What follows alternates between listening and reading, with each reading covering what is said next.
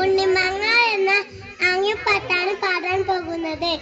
ഉണ്ണിമാവിലെ കണ്ണിമാങ്ങ ഒന്നൊന്നായി ഞാൻ പൊട്ടിച്ചു, അമ്മ വന്നെന്റെ കുഞ്ഞു കൈകൾ ഒന്നൊന്നായി ആടി പൊട്ടിച്ചു.